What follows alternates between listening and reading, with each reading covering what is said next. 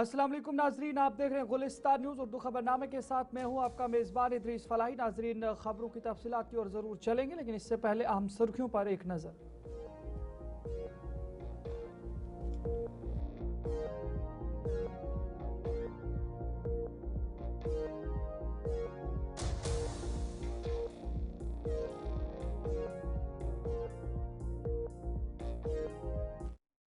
की ओर चलेंगे और सबसे पहले बात करेंगे सिंता-साबी मुआहिदे के हवाले से, जहां पर सिंता-साबी मुआहिदे की मुअत्तली पर नेशनल कॉन्फ्रेंस के तर्जुमान आला तनवीर सादिक ने कहा है कि ये एक अच्छा फैसला है कि सबसे पहले जो पानी का फ़ायदा है वो जम्मू कश्मीर के लोगों को मिलना चाहिए। ईरान में फंसे जम्मू कश्मीर के तलबा पर तनवीर सादिक ने कहा कि वजारत खारजा से उनकी अपील है कि वो उन बच्चों को सही सलामत वापस लाने में मुदाखलत करें। क्या कुछ कहा वो भी सुनते हैं।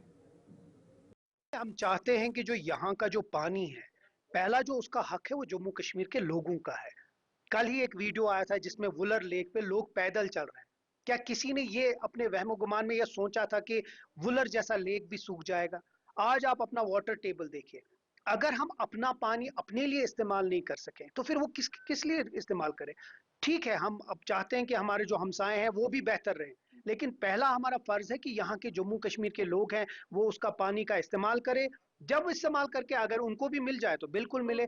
मुझे लगता है इसके साथ रोजगार जुड़ा है, इसके साथ हर कोई चीज जुड़ा है। हम नहीं चाहते कि हमारे हमसाए को न मिले, लेकिन पहला फर्ज है कि हमें मिले। और इसके साथ बहुत चीजें हैं, और मुझे लगता है ये नाइंसाफी थी जम्मू कश्मीर के लोग से, और मुझे लगता है अब वो वक्त आ चुका है जहां ये नाइंसाफी बेहतर करके जो यहाँ का पानी है वो यहाँ के लोग इस्तेमाल। बहुत सारे पेरेंट्स हमारे पास आए, स्टूडेंट्स हमारे कुछ आ रहे हैं कि वहाँ वो फंसे हुए हैं। तो उम्मीद करते हैं कि एमईए उस पर जल्दी एक्शन करके जितने इस मुल्क के और खासकर कश्मीर के जो बच्चे हमारे वहाँ हैं उनको सेफली यहाँ लाए। एनएमसी की जानिब से श्री माता वैष्णो देवी मेडिकल कॉलेज की शिनाख्त मनसूख करने के फैसले पर तनवीर सादिक ने कहा कि ये बहुत बड़ी बदकिस्मती है कि भाजपा के मुतअद्दिद लीडरान ने बच्चों के मुस्तकबिल के साथ खिलवाड़ किया है। मजीद क्या कुछ कहा है वो भी सुनते हैं। ये सोचो कि शायद जम्मू एक वाहिद जगह होगी जहां एक पॉलिटिकल पार्टी ने एक ऐसा कैंपेन शुरू किया कि एक मेडिकल कॉलेज कैंसिल करवा दिया। मुझे लगता है इससे बड़ी, इससे अनफॉर्चुनेट न्यूज़ शायद इस मुल्क में या इस दुनिया में नहीं हो सकती, जहां अगर आप सोचिए कि अगले 20-30 साल में उसकी सीट्स बढ़ जाती, 30-40 हजार जो हमारे बच्चे हैं वो डॉक्टर्स बन जाते, और उसमें से शायद बहुत सारे हिंदू डॉक्टर बनते। कितने लोगों, कितने स्टूडेंट्स का मुस्तकबिल के साथ बीजेपी लोगों ने, चंद लोगों ने अपनी निचली सियासत के लिए खेला। मुझे लगता है बड़ा अफसोस है, और ये चीज जम्मू के लोगों को सोचनी चाहिए कि जो वोट उनने बीजेपी को दिया था उनके बच्चों के लिए, उनके मुस्तकबिल के लिए, उनके बच्चों के खैरियत के लिए, मुझे लगता है आज वो वोट उल्टा पड़ गया है और उन्हीं के जो मुस्तकबिल है उनके बच्चों का वो खत्म कर दिया। मुझे लगता है पीडीपी सदर महबूबा मुफ्ती के वज़ीर आला उमर अब्दुल्ला के मुतालिक हालिया बयान पर रद्द-ए-अमल जाहिर करते हुए नेशनल कॉन्फ्रेंस के तर्जुमान इमरान नबी डार ने कहा कि महबूबा मुफ्ती भाजपा और एलजी की नुक्ताचीनी करने के बजाय वज़ीर आला पर तनकीद कर रहे हैं, और जो उन मुस्लिम तलबा के साथ खड़े रहे जिन्हें माता वैष्णो मेडिकल कॉलेज से निकाला गया। उन्होंने कहा महबूबा मुफ्ती का दोगलापन सबके सामने आया है। देखिए, साजिश वाजिश तो कुछ नहीं थी। ये महबूबा मुफ्ती का जो दोगलापन है वो लोगों के सामने आ रहा है। जिसको क्रिटिसाइज कर रहा है वो उनको क्रिटिसाइज नहीं कर रही है, वो उस इंसान को क्रिटिसाइज कर रही है जिसने पूरे कंट्री में इन बच्चों को जो जस्टिस देना है उसके लिए खड़े रहा और इंश्योर किया कि उन बच्चों को वापस एकोमोडेट किया जाए। मुझे एक बात बताइए, महबूबा जी बीजेपी को क्रिटिसाइज क्यों नहीं कर रही है? ये राइट विंग को क्रिटिसाइज क्यों नहीं कर रही है जिनकी वजह से ये इशू हुआ? आपने कल देखा जो बच्चों का एडमिशन हुआ था, जो वहां पढ़ रहे थे, उन्होंने तो क्लियरली बोला कि इस श्री माता वैष्णो देवी मेडिकल कॉलेज की जो फैसिलिटीज थी, ये they were at par with the one of the best colleges in the country. In fact वो तो यहां तक बोल रहे हैं कि पूरे जम्मू कश्मीर में ऐसा कोई मेडिकल कॉलेज नहीं है जिसके इतनी जबरदस्त इंफ्रास्ट्रक्चर है। अब आप मेरी तरफ से महबूबा जी से एक सवाल पूछिए कि महबूबा जी, आप कब बीजेपी को क्रिटिसाइज करेंगी, आप कब एलजी को क्रिटिसाइज करेंगी? उन्होंने ये नहीं बोला कि बीजेपी ने इस इशू को सबसे सरफहरिस्त सबसे पहले बीजेपी ने उठाया। अगर आपको याद होगा कि बीजेपी के एलओपी सुनील शर्मा सबसे पहले मेमोरेंडम लेके एलजी साहब के पास गए। क्या है प्रॉब्लम? ये है कि महबूबा जी ने जो खुद किया 2014 में, उनको लगता है हर कोई वैसा ही है।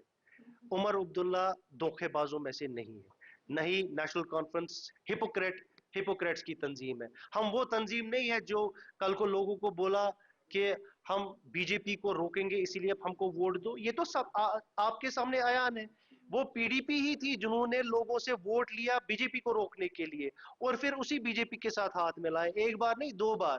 तो ये जो ये ज्ञान दे रहे हैं, इनको ये पहले अपने आप पे इंप्लीमेंट करना चाहिए और बाद में किसी को किसी की तरफ उंगली उठानी चाहिए। क्लियर है, ये वही बीजेपी है जिन्होंने रिलीजन के नाम पर 42 मुस्लिम बच्चों के एडमिशन ही, उनके सिर्फ एडमिशन कैंसिल नहीं करवाया वहां पर, बल्कि उन्होंने कॉलेज भी बंद कर दिया। ये तो सबसे बड़े साइकोफैंट्स है पूरी कंट्री में। ये हिंदू मुस्लिम का ठेका इस टाइम पे बीजेपी ने खोल रखा है, और वो हमसे कर रहे हैं। जो शेर कश्मीर ने जो नारा दिया है हिंदू मुस्लिम सिक्केत, हम उस पर लगे हुए हैं। और आपको मालूम होगा हमने दिखा के रखा है। हमने, जबकि हमको जम्मू प्रोविंस में बिलखसूस जो 2.5 डिस्ट्रिक्ट्स की जो बात होती है, वहां पर हमको कितनी ही सीटें मिली। हमने ये सब छोड़ के वहां पर नौशहरा के एमएलए को डिप्टी सीएम बनाया उमर साहब ने। वहां पर जो दूसरे कैबिनेट मिनिस्टर जो कि इंडिपेंडेंट है, उनको कैबिनेट मिनिस्टर बनाया।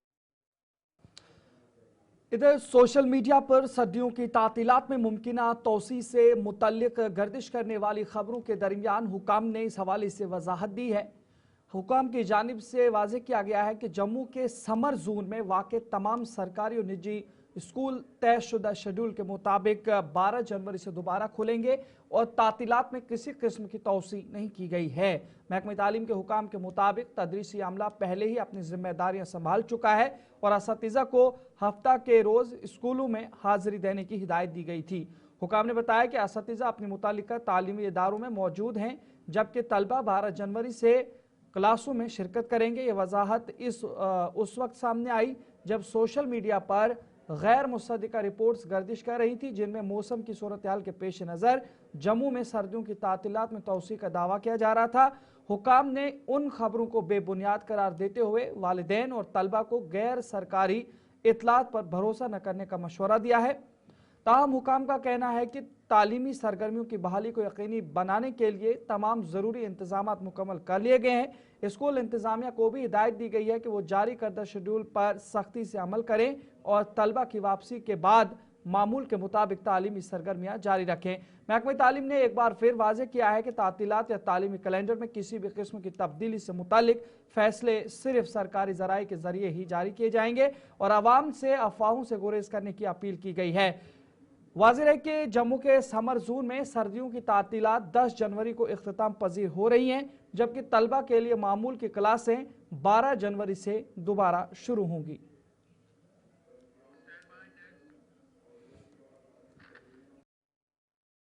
वेस्ट अब्दुल मजीद लारमी ने वेसू के ग्रिड स्टेशन में नस्बशुदा इजाफी ट्रांसफार्मर का इफ्तिताह किया। तकरीब के बाद ज़राई ब्लॉक के नुमाइंदों से बात करते हुए एमएलए ने कहा कि यह इलाके के लोगों की देरीना मांग थी, जिसे अब पूरा किया गया है।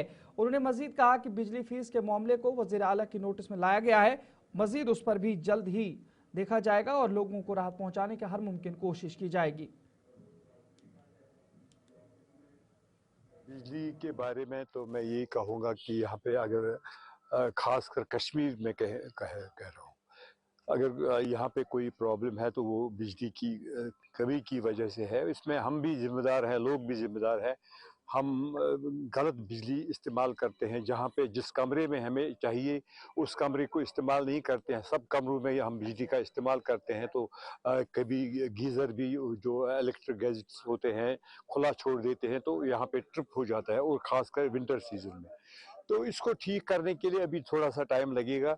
रहा सवाल जो आप अभी की कह रहे हैं कि यहाँ पे बिजली फीस में इजाफा, अभी तो गवर्नमेंट की तरफ से कोई यहाँ पे मतलब न कोई सर्कुलर है न कोई ऑर्डर है, तो पता नहीं किस डिपार्टमेंट ने कहाँ पे किस डिवीजन ने ये आपस में किस तरीके से कर लिया। ये तो हम कर रहे हैं कि कल मैं भी और भी कई एमएलएज ऑनरेबल चीफ मिनिस्टर साहब से मिले, तो वहाँ पे ऐसी कोई बात नहीं हुई। उसने कहा कि मैं देख लूंगा कि किस तरीके से होगा, क्यों किया गया है।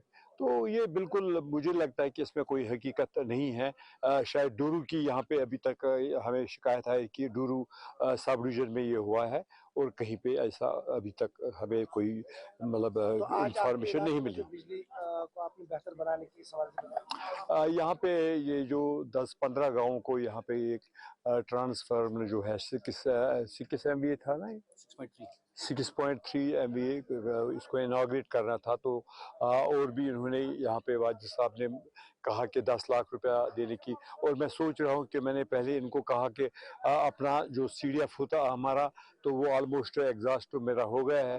तो मैं CM साहब से गुजारिश करूँगा, ये मुझे एस्टिमेशन करके देंगे, तो मैं CM साहब से गुजारिश करूँगा वो 10 लाख रुपए मैं ले लूँगा। किस तरीके से करूँगा तो ये इंशाल्लाह रहमान।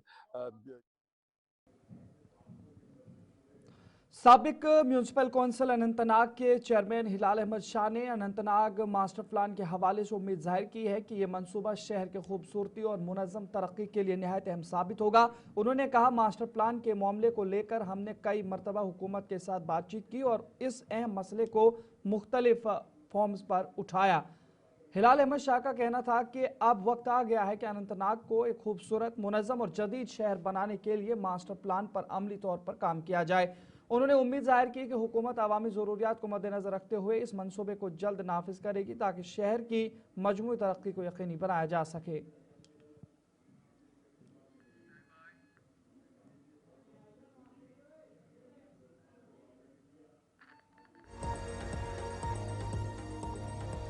इधर पहलगाम हमले के बाद अगरचे वादी कश्मीर में मुख्तलिफ सयाहती मकामात को बंद किया गया है और हालात बेहतर होने के साथ साथ आहिस्ता आहिस्ता मुख्तलिफ मकामात को दोबारा खोला गया, ताहम सयाहती मकाम दूध पथरी को अभी भी बंद रखा गया है, जिससे इस इलाके के लोगों को काफ़ी मुश्किलात का सामना करना पड़ रहा है। गुज़श्ता तकरीबन 9 महीने से बंद रहने की वजह से वहाँ पर होटल वाले, पोनी वाले और दीगर जो लोग वहाँ से रोज़गार कमाते थे अब फाका कशी पर मजबूर हो रहे हैं। मुतासरा लोगों ने वज़ीर दाखिला और LG मनोज सिन्हा से गुजारिश की है कि सयाहती मकाम दूध पथरी को दोबारा खोला जाए ताकि वो अपना रोज़गार कमा सकें।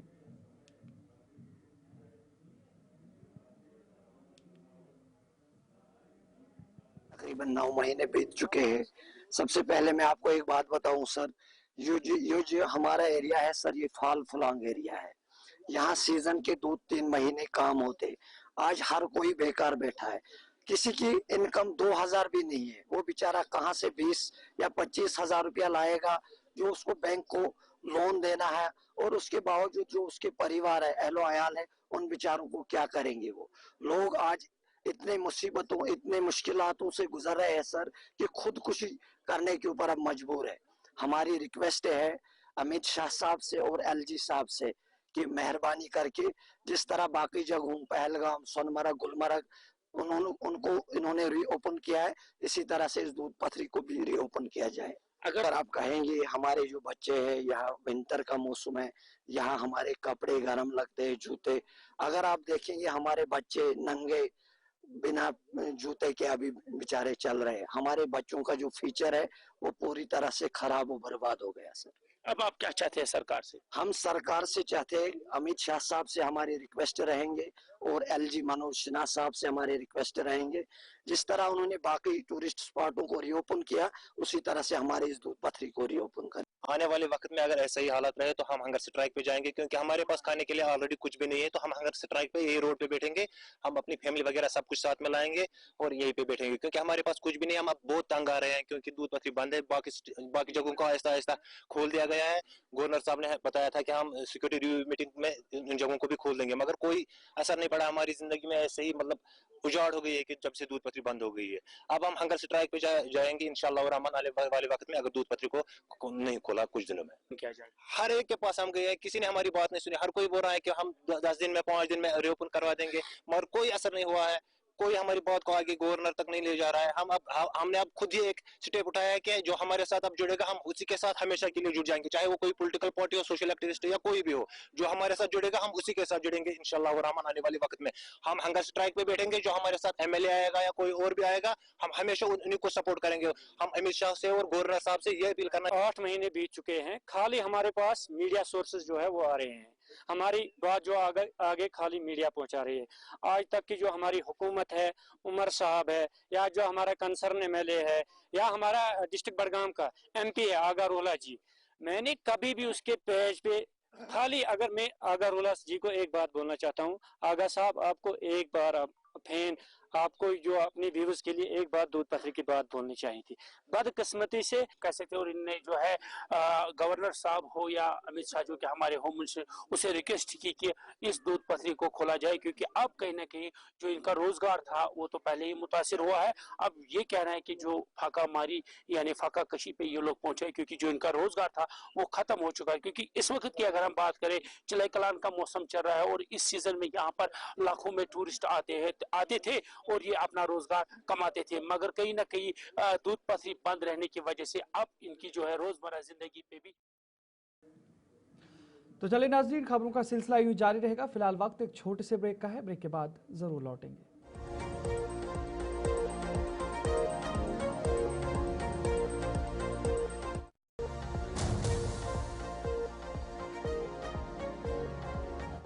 ब्रेक के बाद आपका बहुत बहुत इस्तकबाल है। आगे बढ़ जाएंगे तो बात पुंछ के हवाले से भी करेंगे, जहां पर टाटा सोमो ड्राइवरों और ट्रांसपोर्ट एजेंटों पर मुश्तमिल एक वफद ने तहसीलदार मेंढर से मुलाकात की और मेंढर बस स्टैंड पर टाटा सोमो गाड़ियों के दाखिले और ऑपरेशन पर आयद पाबंदी के खिलाफ एक याददाश्त पेश की। वफद ने बताया कि इस फैसले से सैकड़ों ड्राइवरों का रोजगार मुतासर हो रहा है, उन्हें शदीद अमली मुश्किलात का सामना करना पड़ रहा है। उन्होंने मुतालबा किया कि अवामी मफाद और ड्राइवरों के रोजगार को मद्देनजर रखते हुए मज़कूरा पाबंदी फौरी तौर पर वापस ली जाए। इस मौके पर तहसीलदार मेंढर ने वफद के मसाइल बगौर सुने और यकीन दिलाया कि मामले को आला हुकाम से मशावरत के बाद ज़ेर गौर लाया जाएगा। उन्होंने कहा इंतजामिया के लिए ट्रैफिक निज़ाम की बेहतरी और अवामी सहूलियत अवलिन तरजीह है, ताहम आवाम के मसाइल को नज़रअंदाज नहीं किया जाएगा।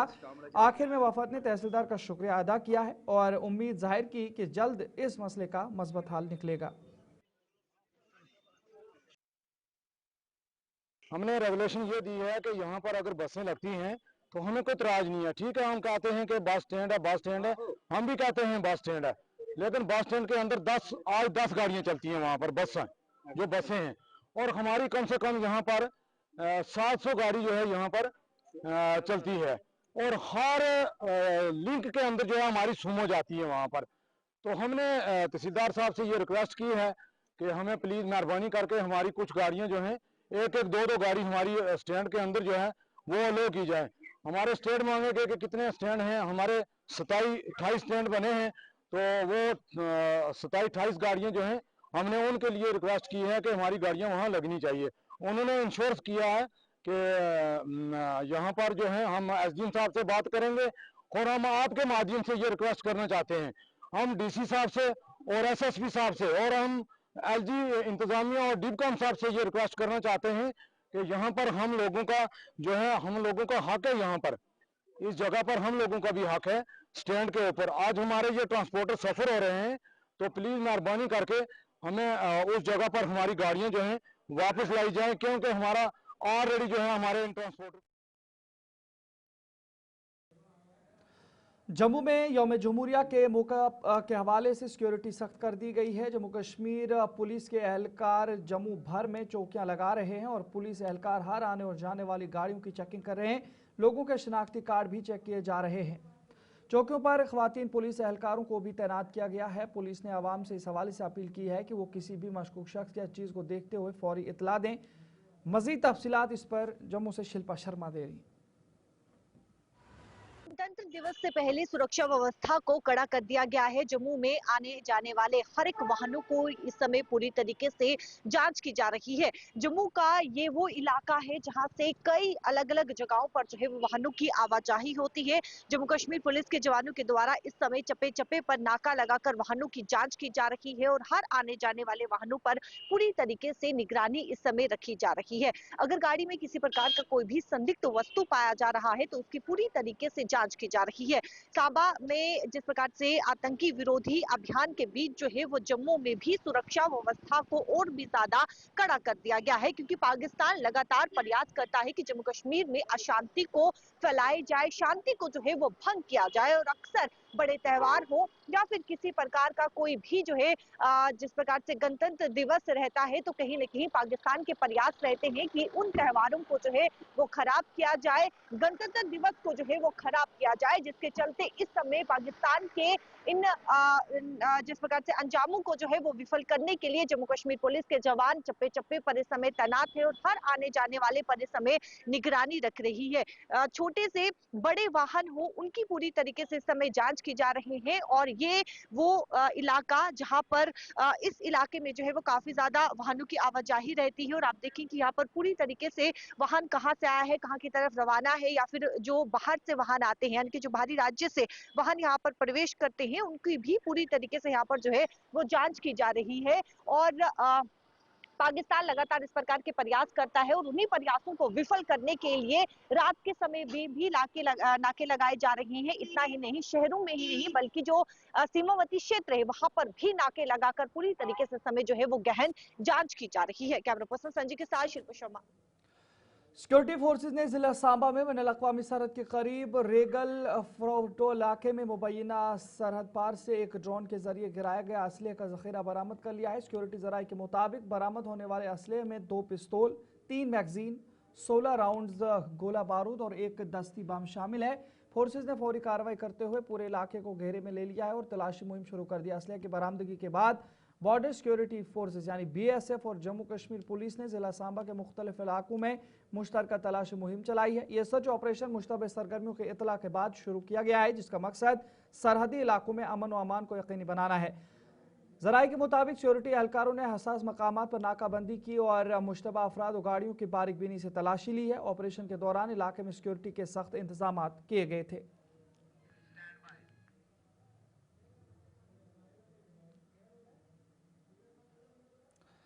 जिला पुंछ में तारीखी मुगल शाहरा पर बर्फ हटाने का काम तेजी के साथ जारी है। हालिया शदीद बर्फबारी के बाद शाहरा मुख्तलिफ मकामात पर बंद हो गई थी, जिसके बायस पीर पंचाल के आर पार सफर करने वाले मुसाफिरों को शदीद मुश्किलात का सामना था।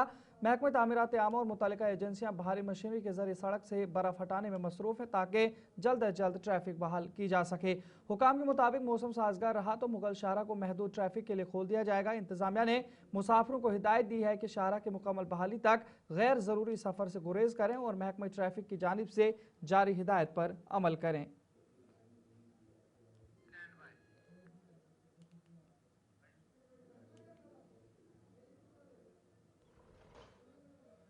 इधर श्रीनगर में आज शदीद सर्दी की लहर बरकरार रही, जहां कम से कम दर्जा हरारत -5.7 डिग्री सेंटीग्रेड रिकॉर्ड किया गया है, जिसके बायस वादी एक बार फिर सर्दतरीन दिनों की लपेट में आ गई है। शदीद सर्दी के सबब डल झील जुज़वी तौर पर दोबारा मुंजमद हो गई है। सख्त सर्दी की इस नई लहर ने मामूलाती ज़िंदगी को बुरी तरह मुतासिर किया। कई इलाकों में पानी की सप्लाई लाइनें मुंजमद हो गई हैं, जिससे आवाम को शदीद मुश्किलात का सामना है। माहिरीन के मुताबिक आने वाले दिनों में सर्दी की शिद्दत मजीद बरकरार रहने का इम्कान है, जिससे वादी भर में मौसम सरमा की सख्तियों में मजीद इजाफा हो सकता है। ये हालात इस बात की अक्कासी करते हैं कि कश्मीर में चले कलान के दौरान शदीद सर्दी बदस्तूर अपना असर दिखा रही है। और मजीद तफसीलात इस पर दे रहे हैं श्रीनगर से नातिका भट्ट। श्रीनगर में आज -5.7 डिग्री सेल्सियस रिकॉर्ड किया गया है आज रात, और वहीं पर अगर बात करें कल से कुछ टेम्परेचर थोड़ा बेहतर हो चुका है, लेकिन आज की भी बात करें आज भी कुछ हिस्से जो है डल लेक के वो फ्रीज हो चुके हैं। आप देख सकते हैं यहाँ पर इस वक्त हम डल लेक पर मौजूद है, जहाँ पर कुछ हिस्से जो है यहाँ पर फ्रीज हो चुके हैं। बैक साइड है ये डल लेक का, कुछ हिस्से जो है जैसे कल हुआ था फ्रीज, वैसे ही आज की भी आप तस्वीर देख सकते हैं कि किस तरीके से आज भी डल लेक जो है वो फ्रीज हो चुका है, यानी कि सर्दी की शिद्दत जो है वो दिन ब दिन बढ़ती ही जा रही है। चिले कलान का सीजन चल रहा है और चिले कलान के साथ साथ फ्रीजिंग टेम्परेचर्स भी रिकॉर्ड किया जा रहा है, जिसकी वजह से अगर हम बात करें नदी नालों की तो वो भी फ्रीज होते जा रहे हैं। आप देख सकते हैं यहाँ पर किस कदर जो है फ्रीज हो चुका है और आज फिर से -5.7 डिग्री सेल्सियस जो है वो आज रात रिकॉर्ड किया गया है। आप देख सकते हैं किस तरीके से ये बर्ड्स यहाँ पर इस पानी पर चल पा रहे हैं इसलिए क्योंकि ये फ्रीज हो चुका है। आप देख सकते हैं, इससे आप अंदाजा लगे। तो चलिए नाजरीन, फिलहाल इस खबरनामे में इतना ही। अपने मेजबान इदरीस फलाई को इजाजत दीजिए। गुलिस्तान न्यूज पर खबरों, तयशों, तबसरों का सिलसिला जारी रहेगा। अल्लाह निगहबान।